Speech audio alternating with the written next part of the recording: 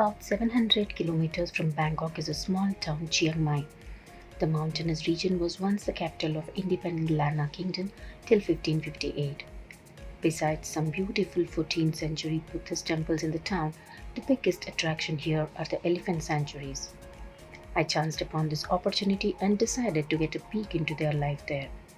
My friend and I zeroed in on Into the Wild Elephant Camp, which practices ethical treatment of animals.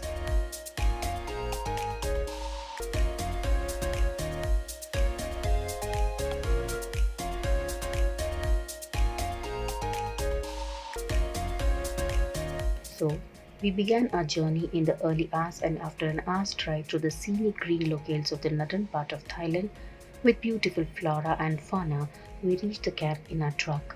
Into the Wild offers both half-day and full-day tour of the camp. We chose the half-day tour. The best part was that the size of the group was limited, which gave us enough time to observe the behavior of the jumbos and also interact with them. Pai and Sam were our guides, who gave us an insight into the history of elephants in Thailand and how they were being exploited for long hours to carry heavy loads of logs. Wildlife enthusiasts get a chance to spend a few hours with the elephant in a safe and responsible way. And then the jumbos come walking to you as you head off with a bag carrying bananas provided by them. The elephants are impatient as they know you have a bag full of bananas. You're allowed to feed them with your hands. It's sure a sight to behold. And the bond between the camp volunteers, Mahout, and the elephants is sheer delight to watch.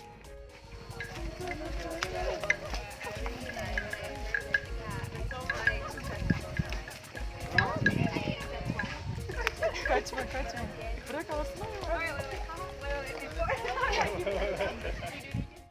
The visiting tourists are given a red shirt to sport so as to let the elephants know that we are no intruders.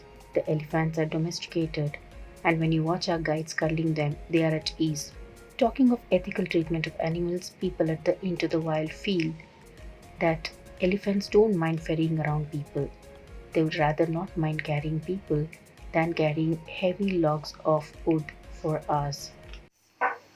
How strong an elephant really is. So, elephants usually are around 4 to 6 tons in weight, a full grown elephant. So, when you think about using animals for help with work, and you think about how horses primarily are used in the West, or camels, or bulls, these animals are all significantly smaller in weight and in strength than an elephant, and yet so many times we see horses being put to work, even having, controlled by their mouth, putting horseshoes onto their feet. None of these things are natural, but it's very rare that we would question the use of a horse this way. Whereas an elephant, being so much larger, so much stronger, carrying someone on their back is really next to nothing. It's not difficult for them at all. Even when you add the chair, it's like it's not a hard thing for the elephant to do. So it's not a natural life by any means for an elephant to be carrying people around every day in the city. But in today's world where deforestation is a major problem and wild space for elephants is going away more and more,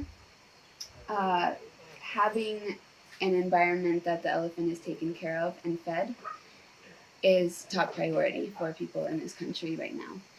Domesticating wild animals is no mean feat. The man animal conflict exists, so it's not only the humans who feel threatened by animals, the vice versa is also true. These elephants are more comfortable in the wild and feel at home while enjoying the freedom to walk around, bathe, and do things at their will. Even though they know they are being cared for and provided food and put in a safe environment, domestication doesn't entirely make them harmless, as they do go on a rampage when hormones play havoc in their bodies. A few years ago, an elephant killed its own mahout, who had been caring for it for the last 30 years, and the people in the sanctuary were shell shocked.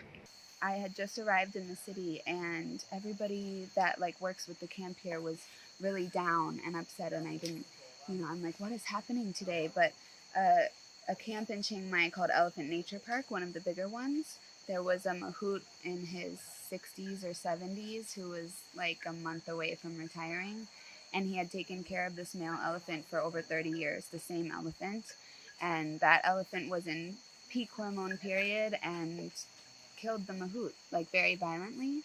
And so, all the sanctuaries in this area, they all work together and are part of the same alliance, so everybody knows each other. So when that happened, it was like everybody in Chiang Mai was like very.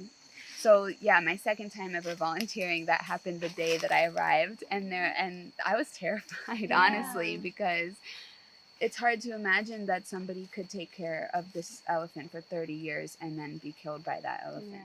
However, Sam, a volunteer at the Into the Wild, says it's not altogether the fault of the animal. To put things in perspective, she says that what happened was a shock to the elephant who killed the mahout too. The elephant did regret its act and did not allow anyone to move the body of the mahout as it felt the mahout was his property and stood guarding the animal for hours. What happened with this man was, it was early in the morning and it was very foggy, and he came into the enclosure and the elephant just did not see him at all.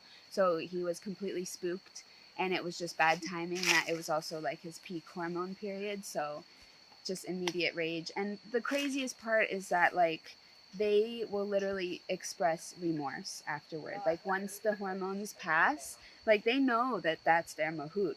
So sometimes they won't allow people to remove the body because they're so protective over the mahout, and they're like regretful that they did that.